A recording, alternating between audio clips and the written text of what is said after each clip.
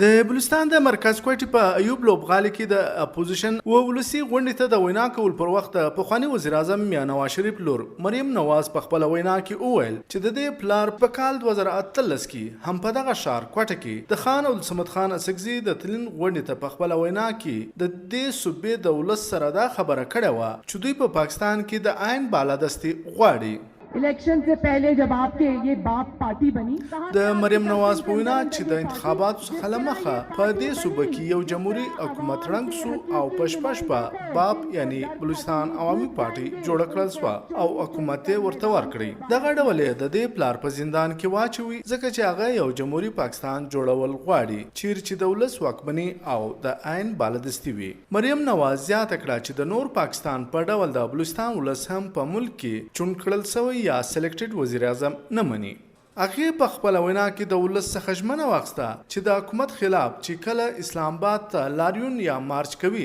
نو د بلوچستان ولس به په ګڼ شمېر کې ورسره برخه اخلي. غونډې ته د عوامي نیشنل ګوند مرکزي جنرال سیکرټري میاں افتخار حسین په خپله وینا کې وویل دلته سیاسي ګوندونه په لوی لاس د پارلمانه د لرې ساتلو هڅې سوي دي. د ده په وینا که څه هم دوی له پارلمانه لرې ایستل سوي دي خو د خلکو په زړو کې دوی نن هم ډیر ځای لري. د پښتونخوا ملي عوامي ګوند مشر محمود خان اسکزي د تورې ورځې په اړه په خپله وینا کې وویل چې د پاکستان راتلونکی یوازې په جمهوریت او عیني برلاسیتوب کې دی. دلته د 144 دفعې په ماتولو د باچا خان خدای خدمتګار تحریک د غړو په ګډون په پښتونخوا او نور پاکستان کې په زرګونو کسان وژل سوي خو د عین په څېړلو او د منځه وړلو و هیڅ چاته سزا نه ده ورکول سوی.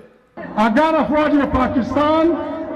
محمود خان اسکزي وایي د پاکستان هر فوجي جنرال کرنل چې د عین احترام کوي نو دوی به ورته په سلامي ولاړ وي خو که د عین درناوی نه کوي دغه په وړاندې به پاڅون کیږي. ښاغلی اسکزي د پاکستان د سپریم کورټ د چیف جسټس ججانو وکیلانو خبریالانو سیاسي ګوندونو او جرنیلانو څخه خواست وکړي چې هغه هیواد له دې بورانو څخه د ایستلو لپاره سره کښېني. که دا نه مني نو بله لاره ډیره سخته ده او هغه د پاکستان د عین په دفاع کې وکسو ته راوتل دي او هر هغه کس به چیلنجوي څوک چې د ولس واکمني نه مني. د حزب اختلاف و د جلسې ته د نیشنل ګوند مشر او پخواني اعلی وزیر ډاکټر مالک بلوچ ترڅنګ د جمعیت علما اسلام صوبایي مشر مولانا عبدالواسع او د پیپلز ګوند ایالتي مشر حاجي علي مدد جتک هم ویناوې وکړې.